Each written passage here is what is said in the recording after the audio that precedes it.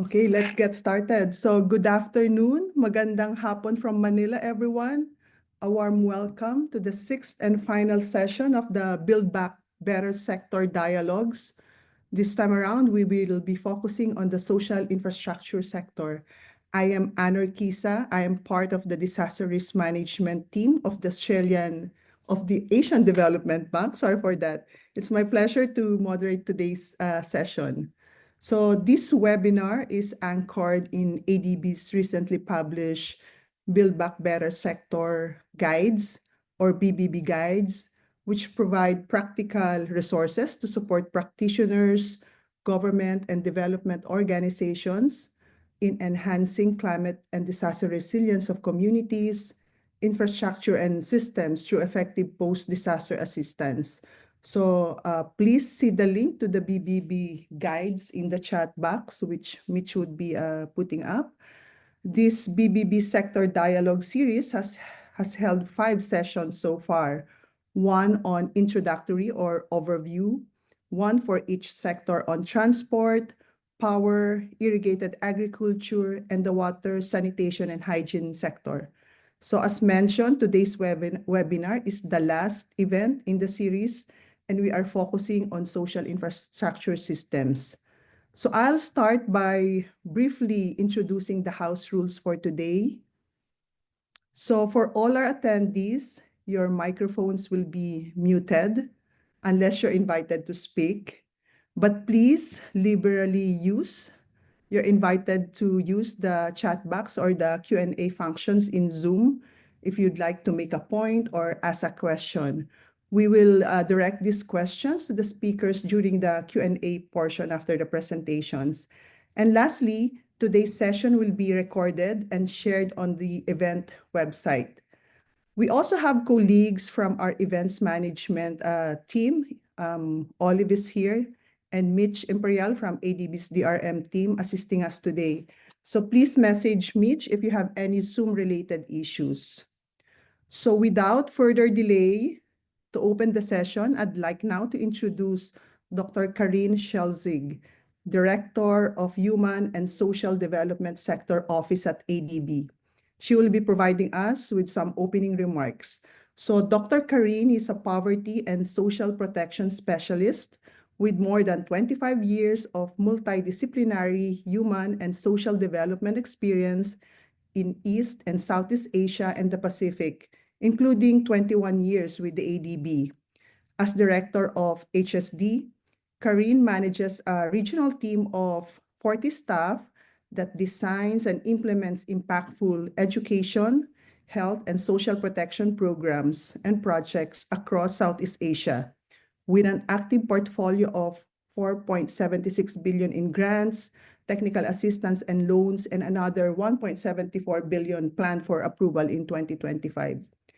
Karine also leads policy dialogue, research and project design and implementation in the areas of adaptive and shock-responsive social protection, poverty analysis, and poverty targeting, the graduation approach and economic inclusion, early childhood and basic education, technical and vocational education and training, community development, and healthy and age-friendly urban development. Over to you, Dr. Schelzig. Thank you so much, Anne, for that lovely introduction. And good afternoon and magandang hapon, everyone from Manila. Let me extend a warm welcome to everyone attending today, partners and clients, ADB colleagues and speakers. Thanks so much for joining us, especially to those of you in perhaps less opportune time zones. We really do appreciate that. So Anne mentioned this dialogue is anchored on Volume 5 of the Build Back Better Sector Guides, and we're aiming to provide ADB stakeholders, clients, and staff with practical guidance on delivering effective and well-designed post-disaster assistance for social infrastructure. So today we want to highlight the importance of climate and disaster resilient recovery of social infrastructure alongside the core objectives of implementing greener infrastructure, creating livelihood opportunities, and improving access to social services. Let me give you a quick word on what we mean by social infrastructure. It's fairly self-explanatory, but we do mean physical assets that enable social sector goods and services to be delivered. In other words, this is infrastructure supporting education and lifelong learning, healthcare, housing, and other services. So think schools, training centers, clinics, hospitals, and so on. I think we all know that natural hazard events are getting ever more frequent and intense in our region, in Asia and the Pacific, and they disrupt the functions of schools and health centers and all the other public facilities. We need reconstruction, repair, and retrofitting of this infrastructure to guarantee resilience to future natural hazards. Build Back Better efforts for social infrastructure enhance resilience by reducing exposure and vulnerability while ensuring the continuity of services and also strengthening community cohesion during critical periods. To give you a sense of the scale of our past support, looking back to the period 2004 to 2020, ADB delivered close to $1 billion for post-disaster recovery and reconstruction of social infrastructure.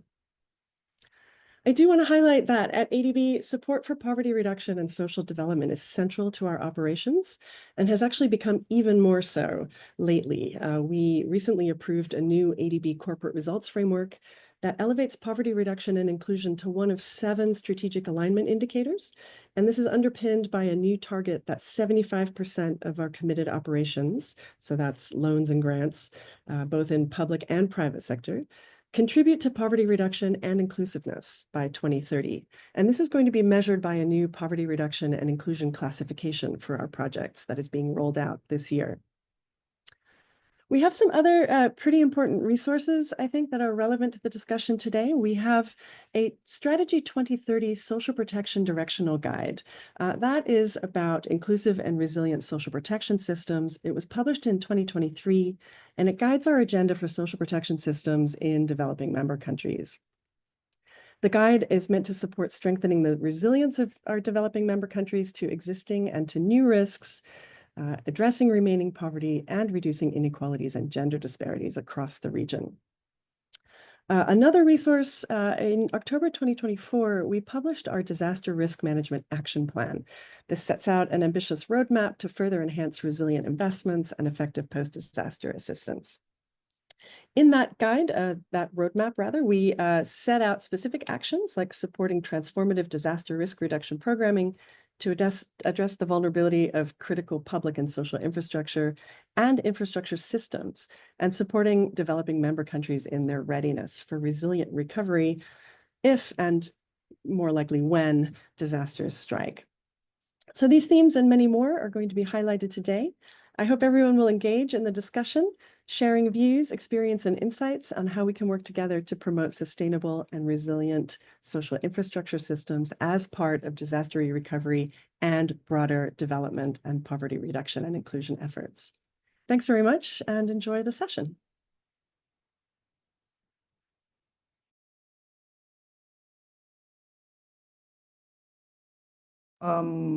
Social infrastructure and underscoring the necessity of building back better these facilities. Of course, including the importance of this on what we do in ADB, our policies, our strategies, and actions plans.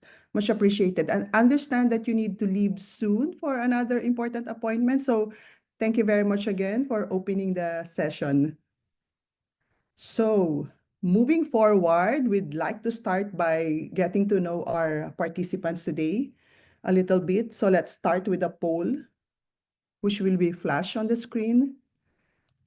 So this poll revolves around some of the areas covered in the guide, and we'd just like to know which area relating to social infrastructure resilience you have been most involved in your career or working on in recent years. So please choose one of the options and submit your response. We'll give it a minute or two to let the results trickle in. So the options are site selection and physical planning, could be about identifying hazard, engineering solutions to reduce exposure, redesigning spatial distribution, and other choices. Mitch, can I check if the choices are out? Yes, it's Okay, because I already don't see it in my flashed. screen. Sorry about that. So there's also resilient building design and retrofitting of existing structures. Third choice is safer building systems. There's also inclusive design, materials and workmanship, operation, maintenance, and implementation. So let's just give it a minute or two. Mitch, let me know if we could already flash the results. Yep, sure. I think we have gotten enough notes. Not I'll enough? share. Okay. I'm sharing the results now. Okay. So interesting result. A lot of our participants are working on operation, maintenance, and implementation. I think second would be on resilient building designs and retrofitting of existing structures. It's great to note at least that we have representatives from different aspects of resilient social infrastructure. Thank you, Mitch, and thank you everyone for participating. Moving on, I'd like now to introduce our next speaker, Ms. Haley Grick, to provide an overview of the key principles and solutions set out in the Build Back Better Sector Guide for Social Infrastructure. A brief intro on Haley. Haley is the Associate Director in ARUP's International Development Business and the Education Business Leader for United Kingdom, India, Middle East, and Africa, or UKMEA region. I hope I got that right, Haley. She is a chartered civil engineer with over 20 years experience in specializing in the implementation of resilient, inclusive, sustainable, and appropriate social infrastructure, and her experience includes supporting development on this with clients across Asia, Africa, Europe, and South America. Haley is a co-author of the Build Back Better Sector Guide on Social Infrastructure. Take it away, Haley. Thank you so much. Good morning, good afternoon, good evening to everybody. It's a real pleasure to be here to share with you the Building Back Better sectorial guides on social infrastructure. I'm just going to share my screen, so bear with me.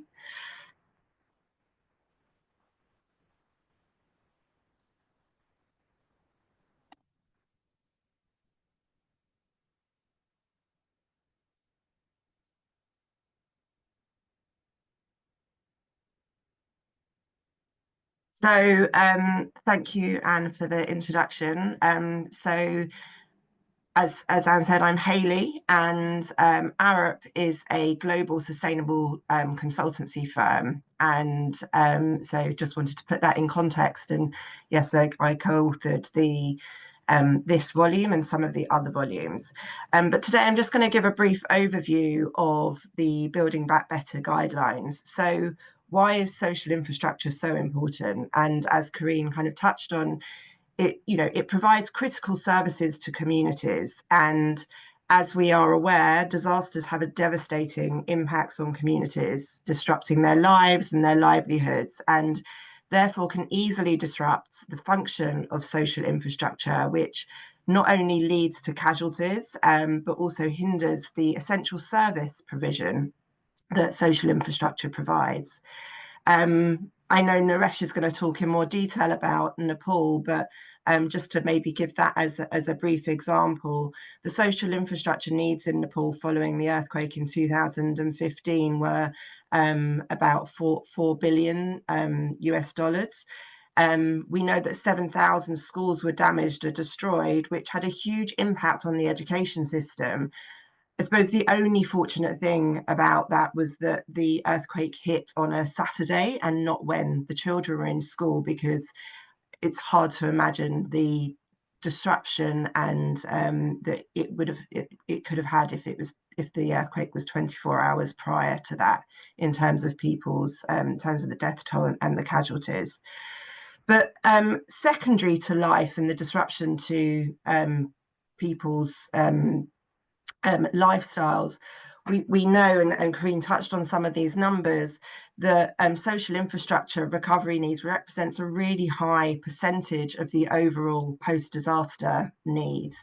And for ADB, this is about 13% of their overall emergency assistance financing. But in some cases, you know, the estimate overall cost of recovery and reconstruction needs for social infrastructure can be between 20 and 40% of a total recovery budget.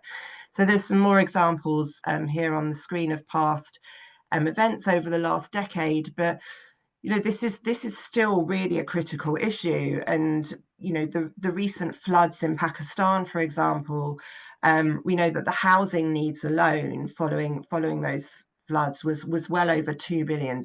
So it's still a huge issue that needs to be tackled. So what can we do about it? Well, the primary objective for ADB's recovery efforts is around enhancing climate and disaster resilience to future hazards by reducing the exposure and the vulnerability of communities' infrastructure and systems. But there are also broader objectives, and these include implementing greener infrastructure. So this is about reducing the energy, the environmental impacts on construction and in operation of that infrastructure, which includes kind of the embodied carbon within that infrastructure, and reducing the energy demand that that infrastructure requires.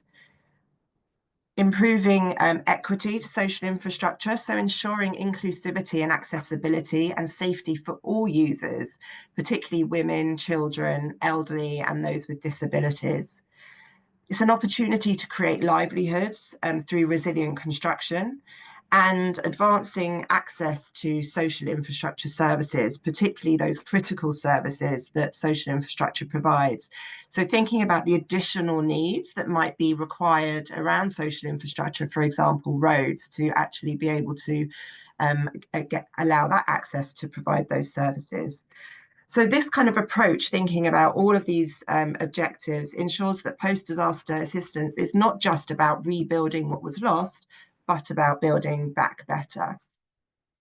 However, the delivery of reconstruction and recovery in post-disaster context is complex, as we know, because it's very dynamic and multi-stakeholder environment.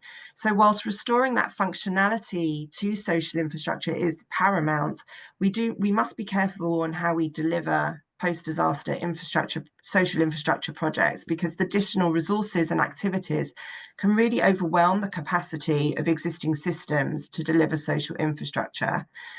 So the recovery and reconstruction project should also aim to facilitate community cohesion by actively engaging with communities in the planning and decision-making to ensure that it really meets their needs and, of course, is culturally appropriate.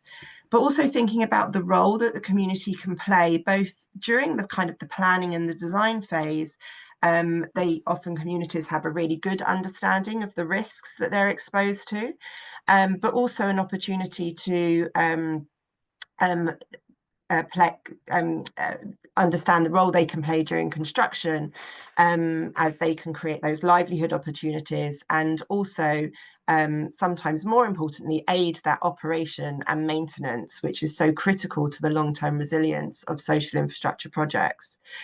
But I must mention it's really important that if we are going to involve community that during construction, that different approaches need to be considered about how we ensure quality if we're using potentially unskilled labour force or non-technical expertise during that construction process. Any reconstruction should consider whether sites are suitable, and many informal settlements are located on unused and exposed land, which might be considered appropriate for relocation in a post-disaster situation to more suitable sites.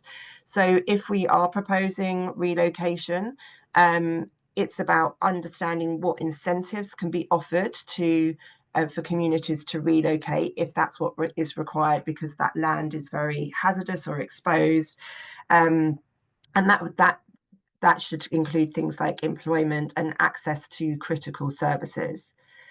But we also know land can be really scarce following disasters, and the demand on good land is really high. So, and this can also exacerbate kind of land tenure issues. Land can also be can be typically donated for social infrastructure projects. So it's really critical that climate and hazard risk assessments are undertaken when considering any sites for social infrastructure to ensure so we can understand how we can reduce exposure and reduce vulnerability. So that land and that site selection is really the initial step on any reconstruction program to ensure that all the hazards, not just the hazard that maybe the disaster that has just happened have seen, but all the hazards are understood and how we can minimize the exposure of social infrastructure. So that brings me nicely onto the building back better measures that are talked about in the sector guidelines. And there are 9 measures in all. The ones that I'm going to talk through briefly, these are not in order of priority, but they do broadly follow that life cycle of a social infrastructure project. But it's really critical to stress that they should all be considered from the outset of any Building Back Better reconstruction programme. So it shouldn't be considered throughout the life. They need to be considered throughout the life cycle, but also at the beginning. So as I mentioned, this site selection is really critical. Choosing locations that minimise risk from hazards is the foundation of any resilient infrastructure programme. This involves undertaking those risk assessments and strategic planning to avoid those high risk areas. But also really important for social infrastructure is to understand the population needs, and the population may have moved in a post disaster situation. It may have increased or decreased. So understanding the demand and ensuring that that population is still able to access those critical services. So thinking about it from the demand side, but also the hazard and the risk side. Understanding how sites are planned. So the physical planning plays a vital role in how infrastructure can withstand future disasters. And this considers the layout, accessibility, and emergency response. And sometimes, especially when good land is in high demand and scarce, this can be the only opportunity to alleviate the exposure to those hazards. So this includes things thinking about civil engineering mitigation measures, drainage, for example, retaining walls, but also the position of any buildings and on that land, on the site itself. The orientation of a building can help reduce hazard exposure for example, to high winds. But also that site orientation and how built sites are planned can really help thinking about that internal environment in terms of ventilation, lighting, acoustics, and passive design to reduce energy demand, which is really important in terms of the function of social infrastructure, particularly in hospitals and schools, for example, that really that internal environment can help with well-being and concentration, for example, in schools. Safe and resilient design. So this is probably the most well-known measure, but it's quite a big measure in terms of thinking about initially thinking about what is the design criteria that a building needs to be designed to, and that design criteria needs to be thought about at the outset and be really robust. It should consider the performance objectives, so the level of performance that building needs to comply with, and that is usually understood by consulting with a number of stakeholders, because it will be very dependent on the use and the operation of that building. Some buildings, it might be appropriate and economic to have a life safety and performance objective. So you may expect some damage following a disaster, but people will be able to escape that building without any harm. But other buildings and very critical buildings, so particularly hospitals and maybe some schools, may need a much higher performance objective, because the function of that building needs to remain operational during a disaster, but also immediately following and in the aftermath of a disaster, and therefore needs a much higher performance objective. Designs should comply with local regulations, but where there are gaps and weaknesses in those local regulations, they should be supplemented with international good practice and international building codes. And then also considering the construction methodology, the building configuration as well. So thinking about the materials and the structural components, should consider the local materials and skills to ensure that good quality construction and future operation and maintenance. And the shape of the building is also very key to reduce vulnerability. So, for example, complex building shapes should largely be avoided in an earthquake zone, for example. And then finally on this one, thinking about the future use of the building in terms of its modifications, may the building need to be adapted during that lifespan? So might it need to be extended, maybe vertically or horizontally? Does the internal spaces need to be flexible and therefore walls moved? So thinking about that from the outset to from the design point of view, so you allow for those future modifications in the design. Sustainable designs can help reduce future climate impacts. So we think about sustainable materials, that low embodied carbon materials, but also the energy efficiency of systems can also not only reduce the environmental impact, but can help for long-term resilience and help mitigate effects of future effects of climate change. But good design would look at first initially reducing that energy demand. So what materials can you use to help cool the building and help with natural ventilation or help heat the building, rather than providing add-ons to do that itself, like heating or cooling mechanisms.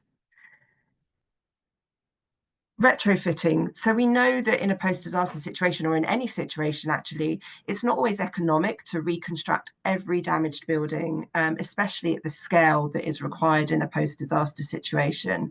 But also it's not always culturally viable. For example, heritage sometimes needs to be retrofitted rather than reconstructed. So the key components for retrofit include ensuring that appropriate assessments are done by trained professionals, so you really understand what damage is done and how to bring that up to good modern and good practice kind of safe, resilient design. Defining decision-making criteria on what is appropriate to retrofit, so understanding the damage level, the economics, and the specific design features needed can be part of that decision-making criteria. And then thinking about intervention strategies, so understanding the availability of local materials and skills to ensure that quality. So moving on to the building systems. So this includes the electrical, heating, the cooling, life safety systems that a building often needs. And it's particularly important for social infrastructure projects that rely on these building systems to function and provide the services, for example, in hospitals. I think this is something that is often less thought about, but these safe systems are really needed to ensure that quality and performance and resilience throughout the life cycle of the social infrastructure. So key aspects of this would be fire safety, so thinking about that from a mitigation, preparedness, response and recovery point of view. Also things like lighting protection, especially in areas of high storms. And when you're looking at building systems, comprehensive testing and commissioning is absolutely paramount. And then also understanding the capacity to support operation and maintenance, because those systems have to be looked at not just at the construction stage, but throughout the whole life cycle. And as you know, sometimes the buildings can be up for like 25 to 50 years and sometimes even longer. So how do those systems remain safe and operational? Inclusive design. So this really ensures that the accessibility, safety and comfort for all users. And this should be addressed in really at 3 levels: the human level, the building level, and then the neighborhood level. It's thinking about the incorporation of ramps and elevators, accessible restrooms, adequate lighting, acoustics. So thinking about the whole environment in which people use these social infrastructure, providing secure environments, making all users feel safe, and then also clear emergency routes which go from the building outside into the neighbourhood, so following that through. And the importance of inclusivity is about engaging that wider stakeholder and group, and ensuring that you're engaging a diverse groups to meet all the community's needs.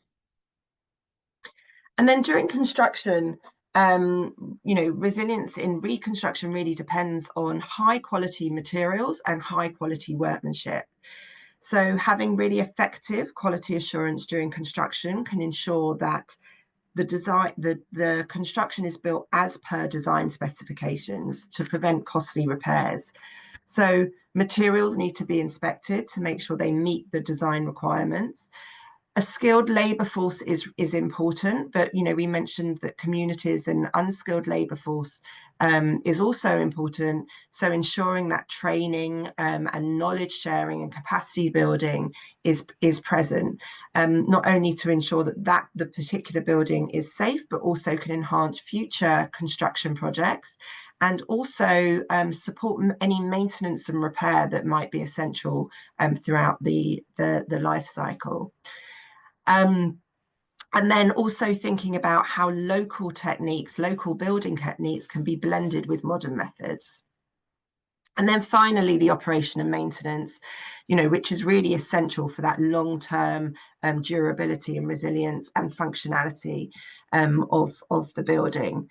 So operation and maintenance is not something that should just be thought about following construction, but really needs to be thought about from the outset in terms of the planning and the design of any social infrastructure project, right through to handover back to the owner or community. And again, it should involve those stakeholders in the decision-making process. It's good practice to have established defects liability periods following construction, provide that training and capacity building that I mentioned, but also using cost-effective materials, so things, if they do need to be repaired or replaced, can easily be done so. And providing very clear operation and maintenance manuals and that highlight the roles of individuals or communities to ensure that long-term resilience and effective maintenance. But these measures, all well, but don't need to just be thought of on an asset by asset measure. They need to be thought of at scale. And due to the disruption of large events, a scaled approach is required often for social infrastructure reconstruction. And this often requires a scaled, phased approach with thinking about scalable and model-based designs that can be replicated and adapted to different sites or climatic or topographical conditions.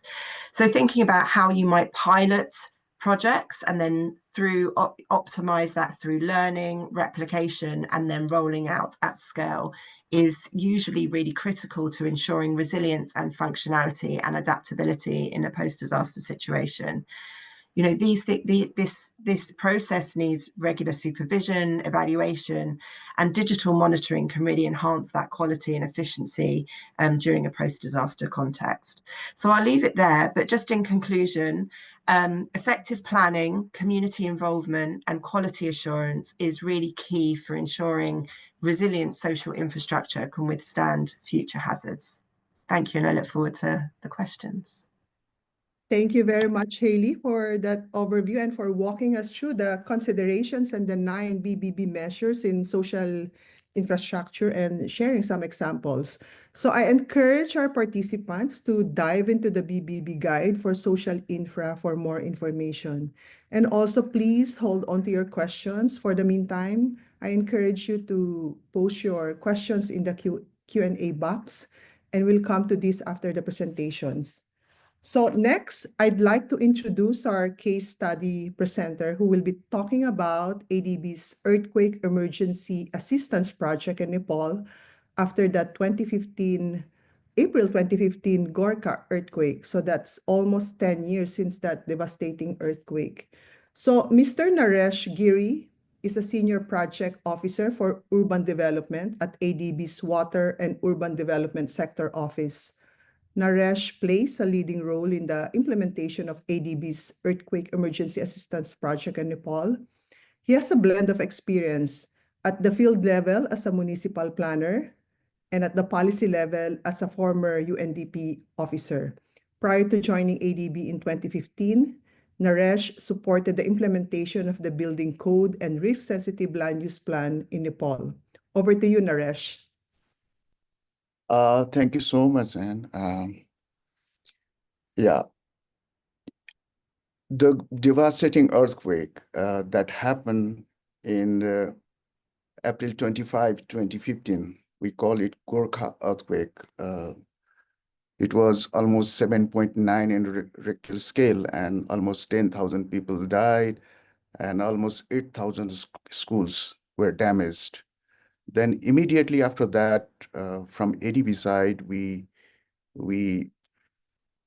supported through our, Asian Disaster Relief Fund also. That was a budgetary support to the government for disaster relief. Then we formulated this project called Earthquake Emergency Assistance Project, which had a 4-component in it, and the larger 40% of component relied entirely on school reconstruction. Next slide, please. Yes, if we see this from Gorkha earthquake that happened in 2015, then post-disaster need assessment happened immediately after this earthquake. Then earthquake emergency assistance project, processing started. Then we had a very stakeholders, contribution. Suddenly, USAID also joined in our school reconstruction project. There was a GFVR grant almost for, reconstruction of schools. Project implementation started from 2015. Then, after a very successful, when we saw that schools were being reconstructed quickly, then we started another project, disaster resilience of a school project. The difference is we only, after a serious earthquake in 2015, highly damaged schools were only selected, and we went in for reconstruction only.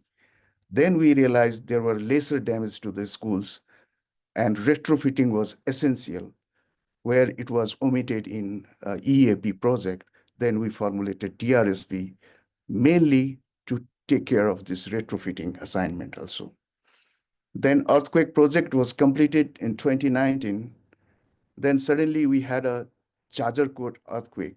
It was a relatively smaller compared to Gorkha earthquake, but even though 800 schools were damaged, then we extended, existing DRSP project to cater to this 2023 November earthquake of Jajarkot. Then the original completion was 2024 for this DRSP project. Now the project is extended 2027. So still school retrofitting and reconstruction is going on in Nepal. Next slide, please. So we can see that, some of the school reconstructed. If you see the, first one, the picture was from the initial earthquake emergency project. And the second one, you can see that is from disaster resilience of school project. Next slide, please. Then, we are trying to relate with this sector dialogue guidelines, sector guidelines for Build Back Better. We tried to compare ourselves, earthquake emergency project and DRS school reconstruction project. Then we can have a lessons learned from it. For example, the institutional framework. What happened after earthquake? It was completely mess. It was declared, emergency in Nepal. Then so many, donor and development partners gathered together. Nobody was there to give you right information of damage. So, for Build Back Better approach, the beginning is actually, damage assessment. Without having damage assessment, it's very difficult to go in for site selection and similarly design and everything. So challenge was there was not a single dedicated authority to give you a kind of a damage assessment. You cannot go outrightly to look at the damages in earthquake area. You had to rely on one government agency. That agency was not there. So we only initiated that one SPV, special purpose vehicle, should be there. And in terms of SPV, National Reconstruction Authority, NRA was established in December 2015, whereas earthquake happened in April 2015. So a lot of gap in between. So our project was rolled out. The board approved this project in September 2015, but still, we didn't have any kind of information and damage assessment. So for us, damage assessment is key. And then to detail out this post-disaster need assessment report, the NRA, the authority was established. So the authority further developed post-disaster risk framework, giving out more clarity to the damage. So because of this, so my point is this: for Build Back Better approach also, the nature of damage and, the assessment, these are very important in terms of Build Back Better approach. Please.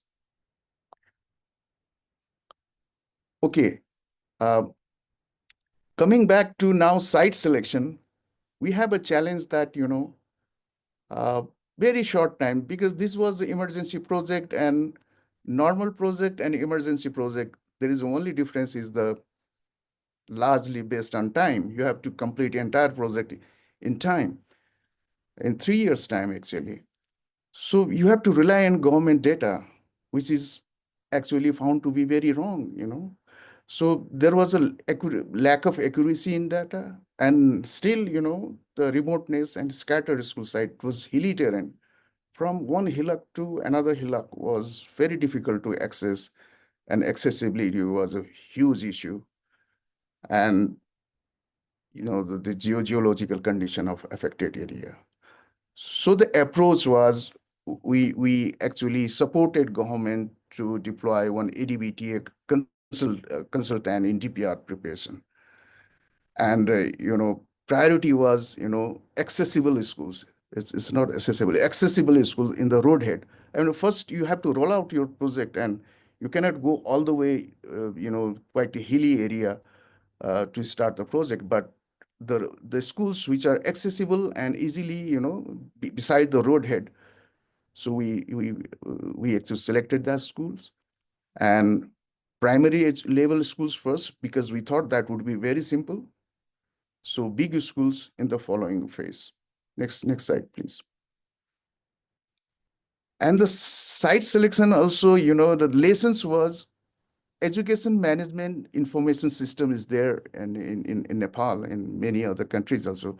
But somehow the inventory of schools in terms of building typology, whether these buildings are, RCC framed structure or just a simple load-bearing structure, those kind of information, age of the building, is very, had it been there in place, it would have been much easier for us to assess the damage, because inventory of schools will give you idea that what kind of a damage would have happened to this school. So we could have gone to that school immediately to assess the damage. So that wasn't in place. Now we are trying to improve that. So maybe in future, any kind of a disaster, MES will help. And the time in planning phase, reliable data, conducting detailed site survey, topological surveys is very difficult. So we had to really give some time, for designing or planning the schools. And what we forgot in earlier case was, in a hurry, we designed the schools, but we just, we omitted the wash need, a kind of a landslide protection. These features were missed in the package. Then we realized this is the very good lessons, we have to really think about these wash need also. Why I'm saying this is we made a very good schools and a very good, water container or, the reservoir system there. But from source to that water reservoir was disconnected. We somehow forgot that. So, the entire system wasn't analyzed properly. So the lesson is, we have to look at the entire, catchment to service area of the water supply also need to be done. So in case of this, urgency of emergency project, the community consultation was done, but wasn't enough. So that part also, we felt that that has to be kind of lessons. Next slide, please. And design and planning also, you find that there is not a sufficient land, for building reconstruction. The original building was constructed in a very limited land and was facility. And, not possible to prepare a separate design for each building. So mass scale emergency reconstruction is needed. A kind of a type design or those kind of thing was needed, because otherwise, for design for individual schools will take a lot of time. And also there was a lack of harmonization with local architecture, because we started doing in terms of, resilient building and all that, we forgot the local architecture. We went in for a box type of a school with a, robust uh, frame structure and all that. So somehow, and how to integrate that architectural system was also an issue. So approach, what we did is, although it is in the last, the National Building Code itself with the ADB support, we revised based on the experience and intensity of Gorkha earthquake. The revision took place and the more stringent building code was formulated. That was with the ADB support.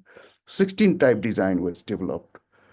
And, interagency coordination harmonized with JICA and all, involved in the project. And also we designed a remote, because we thought that schools in the roadhead accessible schools, easily we could have done with cement and concrete structure. But what about those schools which is far, far flung and takes 2 days to reach that school? Then we designed a, remote school type design with using local materials. That was also one of the key, takeaway from this project. Next slide, please. Similarly, careful, the lessons were now ensure BBB and resilience in the type designs, and readily available type design will do wonder for any kind of an emergency project in schools, because you don't have to reinvent everything, because type design will entail you, how to work out for the designs. Then one more thing I would like to highlight, design basis report. Every agency is doing their own structural design. For example, ADB is doing on their own, JICA is doing on their own, but you will be wondering that in the same span of a 12 feet by 20 feet school, the number of the steel rod will have be different, right? One structural engineer will design it differently compared to other structural engineers. So one design basis report will give a harmonized kind of a design for the same span of school buildings. So we use climate responsive resilient design, school wash, provision of separate toilets for girls, and there was a menstrual hygiene facility for girl children, accessible toilets, building for people with disability, greenery development, enhanced inclusiveness, including BBB approach. And this all happened with the increased enrollment of schools after earthquake project was done. Next slide, please. Then in terms of implementation, what is the key challenge? I mean, if you see this, you know, it's very difficult to implement the project. Then, we theoretically, we suggest about entire thing. Because in case of urgency and when, disaster strikes, everybody is not confident, they really panic around, to get all the details. So the challenge with us was how to, the ADB's reputation was at risk, because we did everything through contract packages, and we don't know how to, because government was also unable to really track all these, remote schools, the quality and, progress of all the, construction work and package. That was key for us. And we were wondering how to really go and track the quality and progress and safeguards of all these individual schools, which it takes 2 days to reach one schools. And, progress, so we don't have a real-time progress monitoring and everything. So that really, uh, gave a kind of a urgency and, how to really, uh, deal with all this kind of a thing. So that was the key issue. So with all that, I can assure you what is the key takeaway from this project. Can it change slide, please?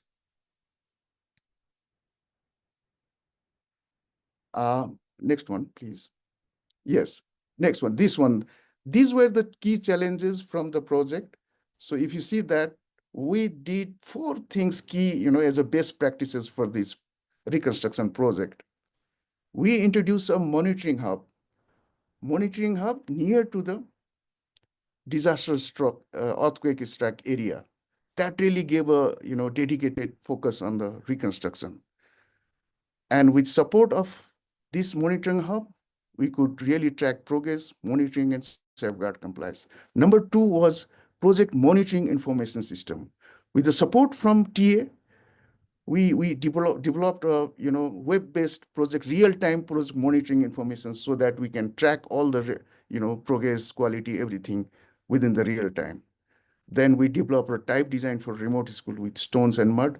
And for all the schools which we developed, which we reconstructed, we also developed school disaster risk management plans. Next slide, please. I'll just give a brief note on how we did it. This was monitoring hub in all the 4 districts.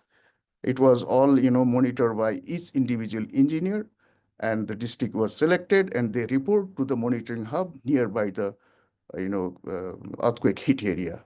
That really give a real focus to team, ADB, as well as government. Next slide, please. Inside monitoring hub, we had a huge situation room. If you see the photo there is a situation room, and we call it a warlike situation. So every day, every real-time information used to gather through the system, and the entire system was, kept in the government central server, and that gave a kind of idea that if something is happened in that school, we immediately used to pass the messages to the contractor. Next slide, please. And then this monitoring hub was supported by project monitoring information system that gave us idea of step 1, step 2, step 3. So it gave all these progress, quality, and safeguard monitoring. Next step, please. Next slide. And one example that, how we assess this through project monitoring information system, there was a quality issue. If you can see the picture, there is a honeycomb in the pillar of the structure. Then it was captured in the system. Then within 15 days, if it doesn't rectify it, it will come as a flash, like it's not rectified yet. It comes as a dashboard in a system that this is a quality stool is still pending.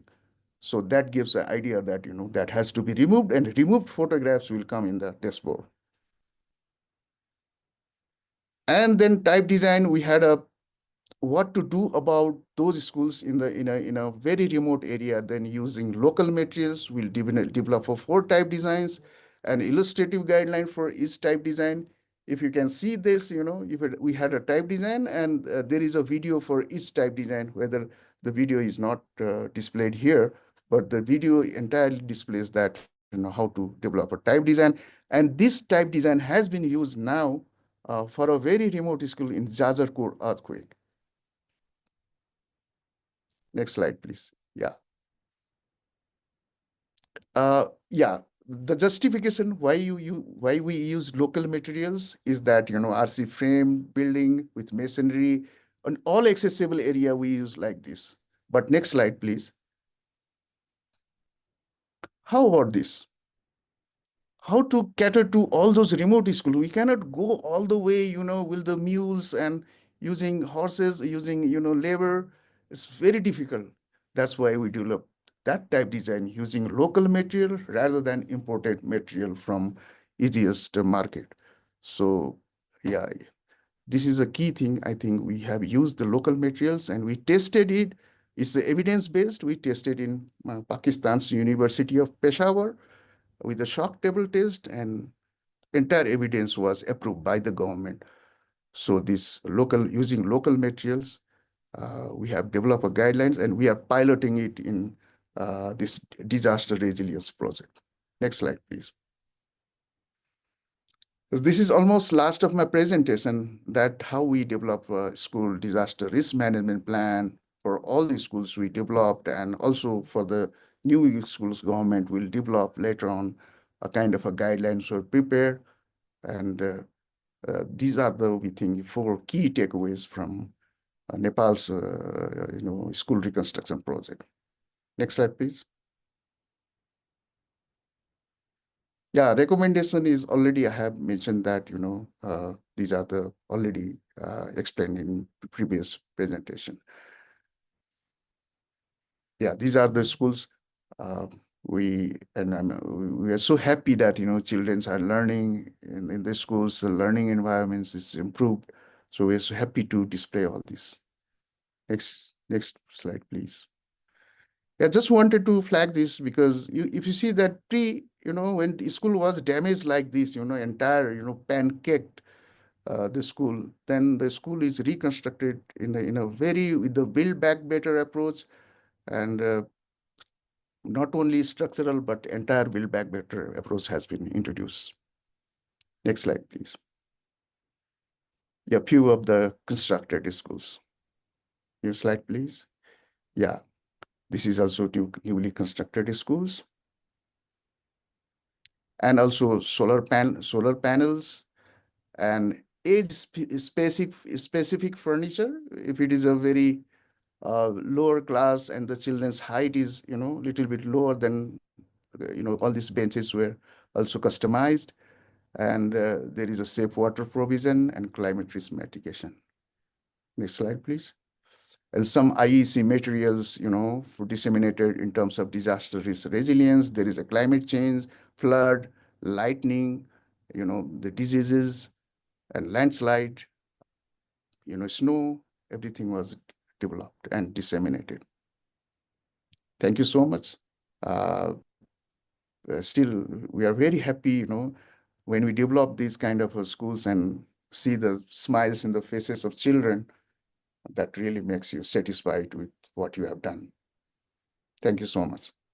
Thank you very much, Nares. I could imagine the smiles of kids with improved school and facilities. So that was really a useful case study. Thanks for highlighting the challenges and learning across the BB measures, and noting that learning from one post-disaster project informed the succeeding projects, not that we don't want more post-disaster projects, right? I encourage our participants to approach Naresh if you have questions regarding the project, because I know that there are a lot of details here that he mentioned. So we are actually nearing the time. If you could allow us a bit of a few minutes, we could entertain a question or two. We still have Haley and Naresh here. So is there any question? So there's a question from Yeste Lotai. How can we extend BBB concept from the social infrastructure to the private homes? Good question. Many of the lives lost of students were from the private homes, which was built very vulnerable. Would you like to take that on, Haley? Yeah, sure. Hi, Yashi. Nice to see you or hear, see you answer a question. So yeah, I think very similar approaches are needed. I think thinking about how private homes are typically built in these countries is really important. So often they're built by the self-builders themselves, the homeowners or communities. So understanding what construction methodologies are appropriate is key. I would say not necessarily a type design, but guidance that allows homeowners to make informed decisions about how they can construct their home, so that not every home is exactly the same, but there is kind of guidance that allows them to adapt different kind of models to their needs that is safe. And we've done this in Pakistan following the floods. I think it's actually one of the case studies in the Building Back Better guidelines. That was a piece of work that was done for the UK government on behalf of the shelter sector, but also similar places in the Caribbean and Turks and Caicos, for example. So I think it's about capacity building. It's about ensuring that information is provided to allow homeowners to make informed decisions. But I also think that social infrastructure and how social infrastructure is built, and Naresh touched on it in terms of how if you're building, if you've got that that quality assurance and that training during the implementation of social infrastructure, and you're bringing the community into that will inform how you can support the quality construction of other projects, not just that social infrastructure. So, using appropriate materials in their homes, for example, would be one aspect. Leave it there. Thank you, Hayley. We have another question. Anonymous attendee. So the question is, we often see the value of retrofitting versus reconstruction model through TA, or technical assistance only, for the reconstruction program to prioritize new builds, even where good opportunities exist for retrofit. What is your advice for navigating the discussion with government about retrofit versus reconstruction and the associated risk, particularly in developing contexts where retrofitting practice are potentially not well understood? Would you like to take that on, Naresh? Yeah, Thank you. that's a very good question. And, this is completely in discussion in Nepal also. But the, general term is, when we assess damage, and if it takes, more than 30% of cost to, rebuild it, then we suggest to go for reconstruction. If it is below 30% of a newly, constructed building, then we suggest that, of course, in terms of cost, we are saying that, that has to be taken up as a retrofitting. But the question is the performance level of the retrofitting options is adopted, whether that meets the performance standard of the building or not. That has to be assessed later on to really, say that, whether this is fitting for retrofitting. After retrofitted building also, not only cost, but the performance level of the building has to be also assessed. And one more question is, because I left out because of time constraint, retrofitting is very difficult to do it with a contractor-led, kind of a package and all that. We have done that in Nepal, because previously we have only done with the community, community retrofitting. So community was involved in the retrofitting. The first time we done it with the contractors are not interested in retrofitting because it's so much of a thing is involved. But yes, we can do that with the contract package also, retrofitting. Thank you for that, Naresh. Unfortunately, we don't have time. We are actually over time. I actually have a couple of questions too, but thank you very much, Hayley and Naresh and everyone for joining today's session. So the event recording will be uploaded to our Events Air website. So please see the link in the chat. You may also check the recordings of the previous session of the BBB sector dialogues in this platform. And by the way, if you have questions, please send this to us, and we could always share this with Naresh and even Karine and Hayley for them to respond perhaps. This session actually officially wraps up the Build Back Better Sector Dialogue series. Thank you to everyone, our sector directors, our sector guide presenters, case study presenters and moderators over the course of this series. Thank you for staying on. We are over time. Special thanks to Belinda and Michelle for leading and organizing the dialogues. And to all our participants, thank you again for staying. Thank you very much. And we hope you will find all the dialogues informative and the guides useful in your work. Good afternoon, magandang hapon. Have a great day and weekend ahead. Salamat po. Yeah. Thank you, Hailey and Naresh.